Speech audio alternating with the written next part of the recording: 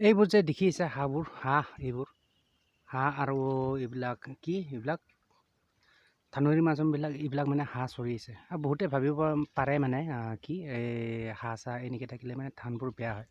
বেয়া হয় একচুৱেলি, কিন্তু মেইন কথাটো হ'ল মানে কি হাঁহ থাকিলে তেনেকৈ মানে কি এনেকৈ বেয়া নহয়। কাৰণটো কৈ আছোঁ মই।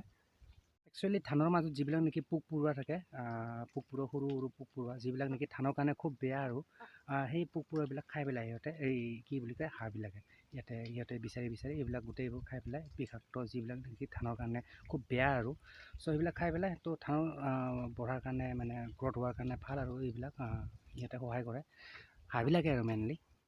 তো এইবিলাক চাই লওক, সিহঁতে মানে কি মাজে মাজে যেনেকৈ মানে কি বিচাৰি আছে সিহঁতে মানে কি মেইনলি সিহঁতে মাছ পোক পৰুৱা যি পায় সিহঁতে খাই পেলাব। তো ধানৰ কাৰণে ভাল। আৰু এইটো একচুৱেলি চাইণ্টিফিকেলিও কোৱা হয় মানে এনেকৈ মানে কি এনেকুৱা মানে ভাল, আৰু মানে ধানৰ গ্ৰ'থৰ কাৰণে ভাল, ধানৰ যিটো নেকি বৃদ্ধি।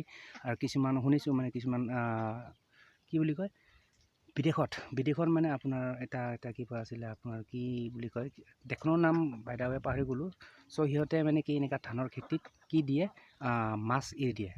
সিহঁতে মাছবিলাকে মানে এৰি পোক পৰুৱা খাই পেলাই ধানৰ কাৰণে দিয়ে সিহঁতে মাছবিলাকৰ ডাঙৰ হ'ল, তাৰপিছত প্লাছ মানে কি এই কি কয় এই ধানখিনিও ভাল হ'ল। পোক পৰুৱা যিহেতু খাই এনেকৈ ধানৰ কাৰণে বেয়া, পোক পৰুৱাবিলাক খাই পেলাই মানে। চ' ধানৰ কাৰণে ভাল। আৰু চ' হাঁহ হওক মাছ হওক দিব লাগে মোৰ মতে। কি কয় আপোনালোকে নিশ্চয় জনাব পাৰে কমেণ্টত।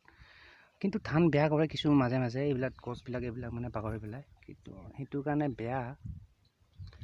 বাকী কিন্তু ধানৰ গ্ৰ'থৰ কাৰণে যিটো নেকি ধানৰ বৃদ্ধি হয় মানে বৃদ্ধি, চ' সেইটোৰ কাৰণে ভাল। আৰু পোক পৰুৱা যিহেতু খাই পেলাই বিষাক্ত পোক কিবা কিবি থাকেতো ধানত, চ' সেইবিলাক নোহোৱা কৰি পেলাই মানে। চ' আপোনাৰ মতামত কি জনাব পাৰে কমেণ্টত, ঠিক আছে জনালে আপোনাৰ মতামত জনালে নিশ্চয় ভাল পাম। যি কি নহওক বহুত গেলা গৰম ভাই একদম। তো বাহিৰতে বহি আছোঁ, এয়া দেখিছে আৰু এইবিলাক চোলা খুলি লৈছোঁ, বিন্দাছ বহি আছোঁ ইফালে পথাৰৰ মাজত, মানে বতাহ চতাহ বৈ থাকে, টেনশ্যন নাই, বিন্দাছ মুকলিৰ পথাৰ, মুকলি বতাহ, মানে ইফালৰ পৰা একদম ধুনীয়া বতাহ বৈ থাকে, ভাল আৰু মানে বহি ভাল লাগে। চ' ইয়াতে বহি আছোঁ। চ' আপোনাৰ মতামত জনাব ইন দ্য কমেণ্ট বক্স, ঠিক আছে।